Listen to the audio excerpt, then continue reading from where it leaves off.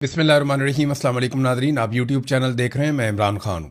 Nadreen, Pakistan की military establishment ने अपना 5वां बजट पेश किया है। वैसे तो इससे पहले भी बजट उन्हीं के होते थे, लेकिन अभी कोई दूसरी शिरकत है ही नहीं, कोई और शामिल ही नहीं है। 2022 में रिजीम चेंज किया था जनरल बाजवा ने अपने दीगर साथियों के साथ मिलकर, और उस वक्त से लेकर अब तक पाकिस्तान में जितने भी बजट पेश किए गए वो मिलिट्री एस्टेब्लिशमेंट के आईएमएफ के साथ मिलकर पेश किए गए बजट हैं। ये बेचारे सियासतदान तो सिर्फ सामने कर दिए जाते हैं, और वो भी बेचारे इसलिए सामने आ जाते हैं कि उन्हें ब्लैकमेल किया जा रहा है। नंबर 2, वो इस सिस्टम का हिस्सा बनकर इक़्तिदार में रहना चाहते हैं। लालच है, खौफ है, बस इन चीज़ों की वजह से ये सारे इक़्तिदार के अंदर है। इन्होंने एक नई वारदात डाली थी जनरल बाजवा के दौर में कि अवाम के लिए इन्होंने जब पहला बजट पेश किया ना 2022 में, तो उसमें इन्होंने अवाम पे बहुत सारा बोझ डाल दिया था, और उस बोझ को नाम दिया गया था मुश्किल फैसलों का।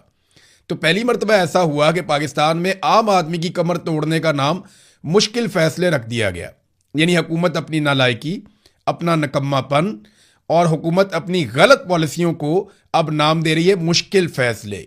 लेकिन ये सारे मुश्किल फैसले आम आदमी और गरीब आदमी के लिए क्यों होते हैं? ये बहुत अजीब टर्मिनोलॉजी है जो मुतारिफ करवाई गई जनरल बाजवा के दौर में, और अब तक वफाकी वज़रा इस टर्मिनोलॉजी को इस्तेमाल कर रहे हैं कि जनाब हमने मुश्किल फैसले किए हैं। हर मुश्किल फैसला गरीब आदमी की कमर तोड़ता है। इन्होंने अपने लिए कोई मुश्किल फैसला नहीं किया। मिसाल के तौर पे अगर मुश्किल फैसले ही करने थे तो सबसे पहले अपना प्रोटोकॉल ख़त्म कर देते, वो नहीं किया। अगर मुश्किल फैसले करने थे तो अपने प्राइवेट जेट वापस कर देते, वो नहीं किया। अगर मुश्किल फैसले ही करने थे तो महंगे तरीन अय्याशी वाले तैयारे ना खरीदते, लेकिन वो नहीं किया। अगर मुश्किल फैसले ही करने थे तो अपने टब्बर और मुलाजमीन समेत बैरून मुल्क दौरे जो हैं उन्हें मुख्तसर कर देते या ख़त्म कर देते, वो नहीं किया। ऐवान सदर, ऐवान वज़ीर आज़म और वज़रा आला के अखराजात को ही कम कर देते, वो भी नहीं किया। अगर मुश्किल फैसले करने थे तो एमएनएस और एमपीएस के जो फंड्स दिए जाते हैं जिनमें बहुत बड़े बड़े किकबैक्स और कमीशंस होते हैं, वो फंड बंद कर देते, लेकिन वो नहीं किया गया। दिहाड़ियां बंद करवा देते, वो नहीं करवाई गई। आईपीपी से जान छुड़वा देते अगर मुश्किल फैसले ही करने थे तो, लेकिन वो मुश्किल फैसला नहीं किया गया। जो लेवी जालिमाना आयद की गई गरीब पाकिस्तानियों के ऊपर, वो खत्म कर देते, लेकिन वो मुश्किल फैसला नहीं किया गया। अगर मुश्किल फैसले ही करने थे तो आईएमएफ को इनकार करने का फैसला कर देते, वो फैसला भी नहीं किया गया।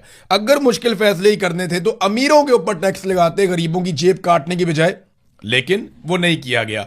अगर और ही ज्यादा शौक था इनको मुश्किल फैसले करने का तो अपने और अपने खानदानों की मालो दौलत पाकिस्तान में वापस ले जाते बतौर सरमाया, और सरमायाकारी पाकिस्तान में करते, लेकिन वो नहीं किया। बल्कि इनके बच्चे तो आज भी बैरून मुल्क कारोबार कर रहे हैं, एक के बाद एक।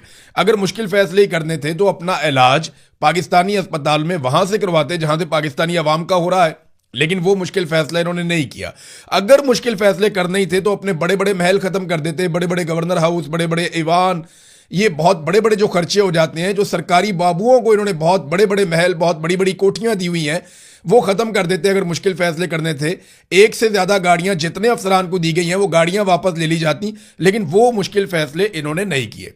अगर मुश्किल फैसले ही करने थे तो अवाम के पैसों से अपनी जाती तशहीर ना करते, अपने जाती इश्तिहारात पूरा पूरा मुंह अपना अखबारात के ऊपर और मैगजीन्स के ऊपर ना लगवाते, और मीडिया को नवाजने का काम ना करते अवाम के पैसों से। अगर मुश्किल फैसले ही करने थे तो वो कर लेते, वो भी इन्होंने नहीं किया।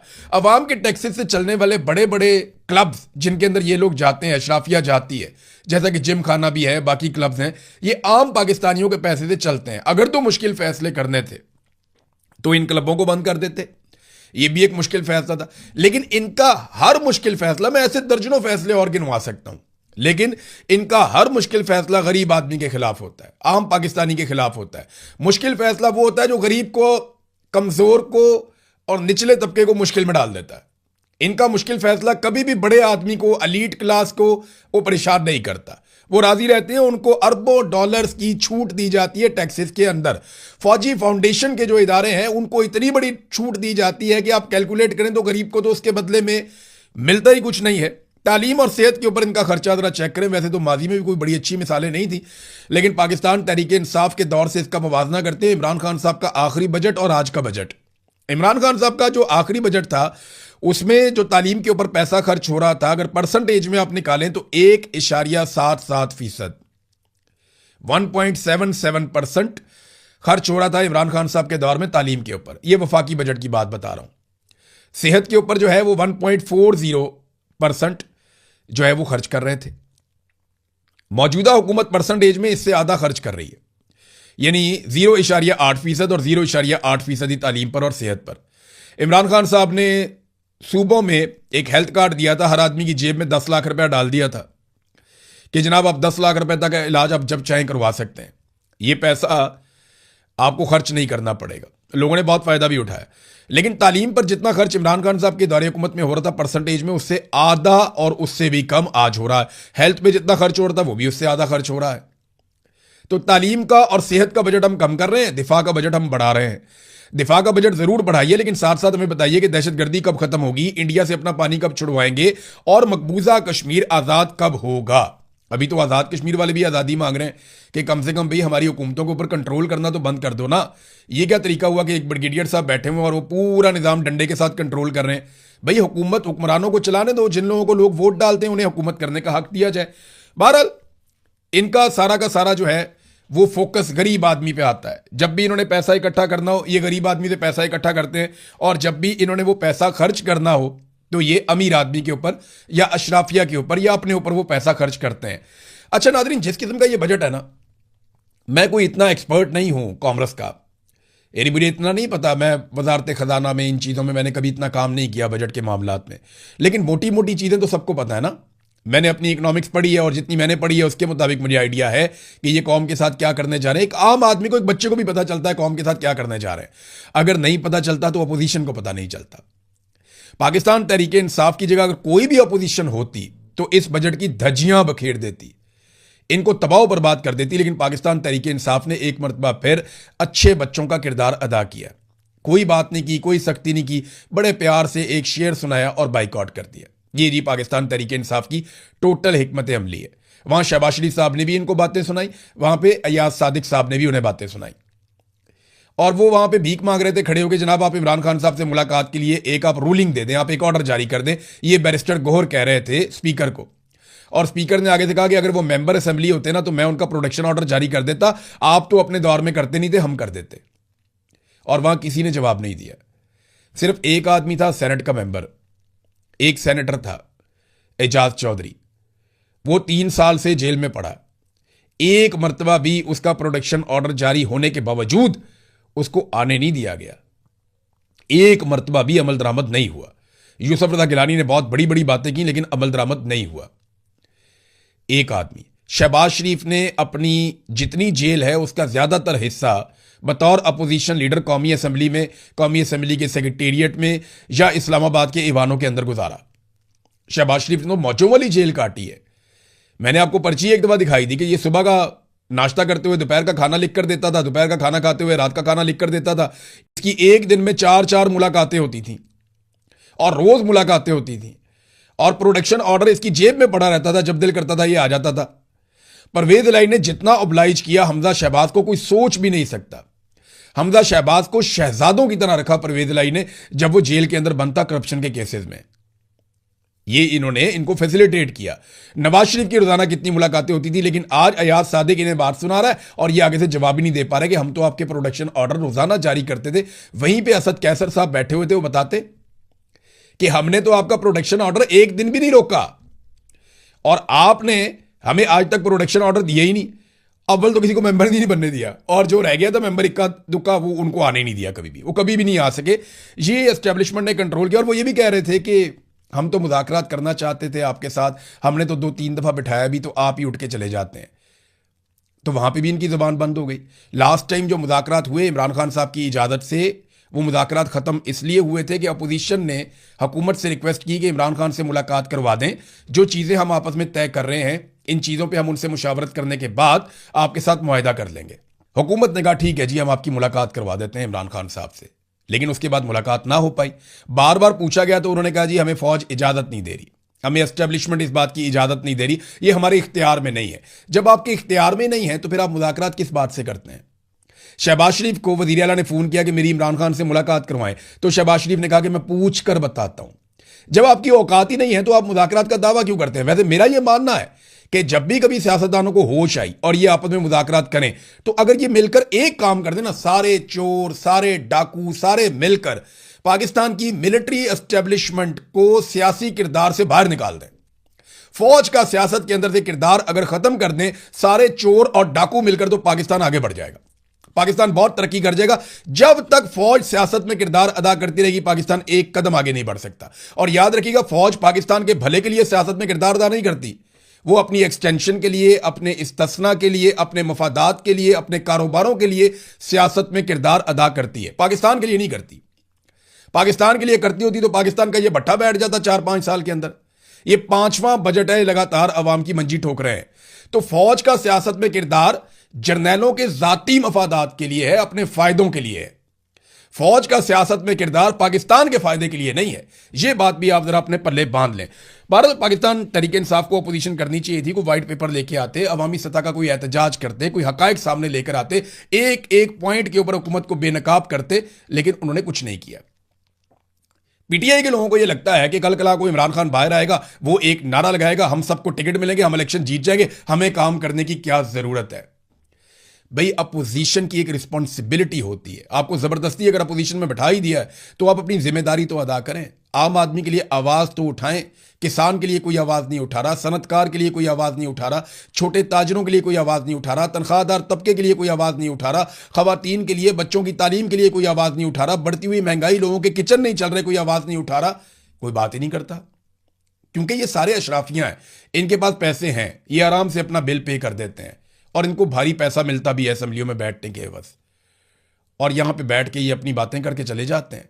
पैसा इनको कौम देती है और कौम के लिए ये कोई काम नहीं करते। अपोजिशन ने किसी सूरत भी अवाम के लिए कोई आवाज नहीं उठाई इस वक्त तक।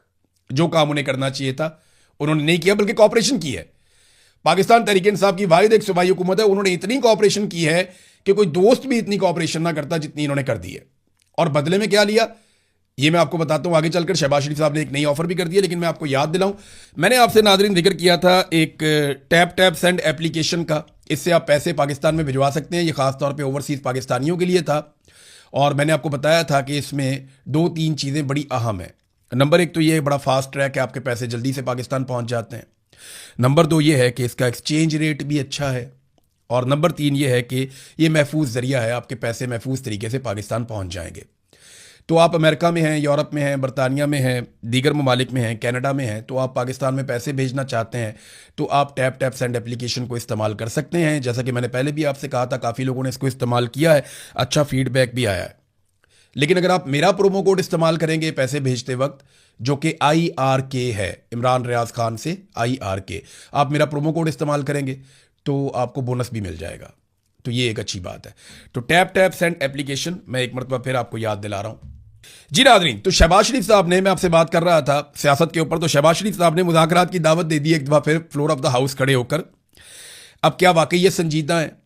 तो मुझे नहीं लगता, क्योंकि अगर ये मुज़ाकरात होने और किसी नतीजे पर पहुंचने, देखिए एंगेजमेंट तो वो चाहते हैं हर वक्त अपोजिशन को एंगेज करके रखें, उनके साथ बातें होती रहें, चीज़ों को नॉर्मलाइज किया जाए, और ये हुकूमत जो है इसके जवाब में इजाफा हो, ये लिजिटिमेट गवर्नमेंट बन जाए कि जनाब ये गवर्नमेंट है, वाकई गवर्नमेंट है। शहबाज शरीफ साहब का कॉन्फिडेंस वैसे काफ़ी बढ़ गया है, पहले इतना कॉन्फिडेंस नहीं था। उनकी सेहत भी ठीक है, पहले वो हमेशा बीमार रहते थे, लेकिन अब मैं ये देख रहा हूँ बड़े लंबे अरसे से उनको बीमारी की कोई शिकायत नहीं हुई। इक़्तिदार चीज़ ही ऐसी है। बहरहाल शहबाज शरीफ साहब जो है वो क्या संजीदा है, ये आने वाले दिनों में आपको समझ आ जाएगी।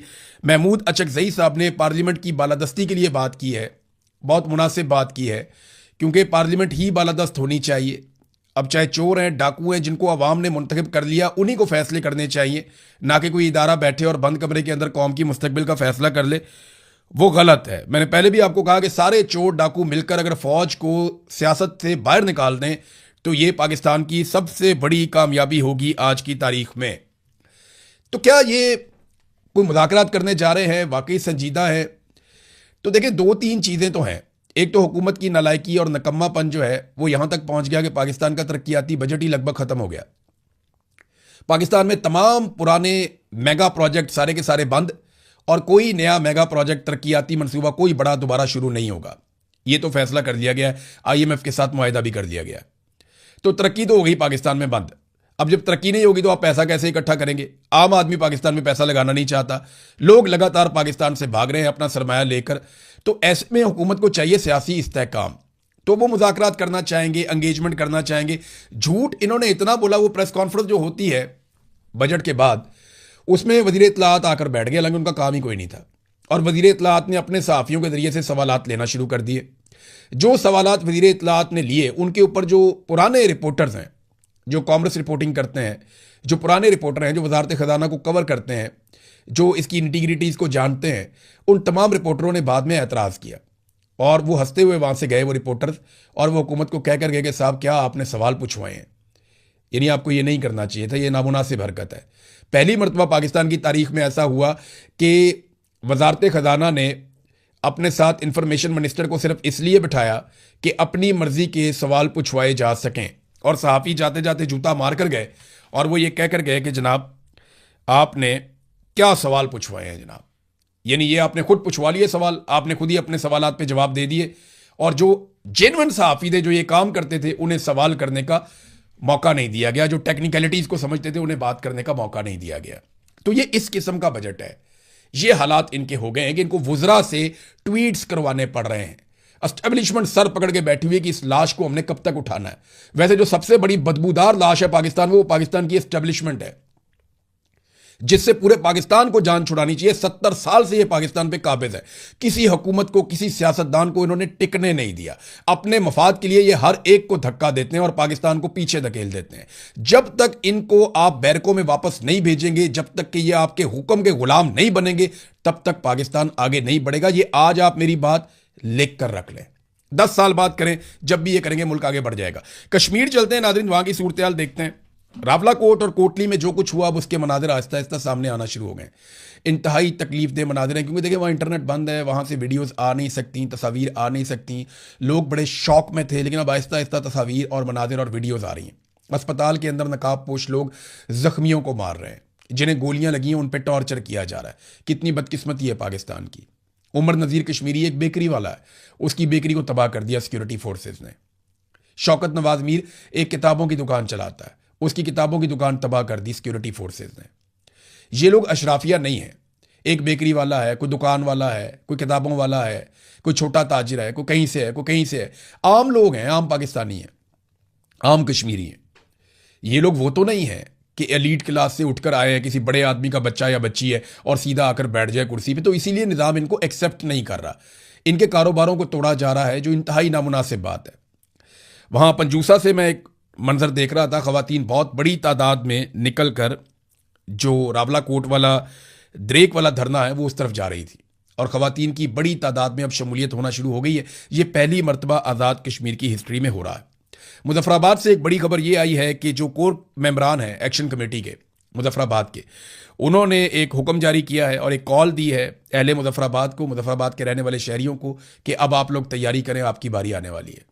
यानी रावला कोर्ट को तो अमली तौर पे बंद किया हुआ है, हर तरफ लॉकडाउन है। कश्मीर में ऑलमोस्ट 9 तारीख से पहले, 9 तारीख को तो कॉल दी थी जॉइंट अवामी एक्शन कमेटी ने, तो हुकूमत ने जो कुछ किया वो 2-3 दिन पहले से ही आज़ाद कश्मीर जो है वो हड़ताल में चला गया था, लॉकडाउन में चला गया था।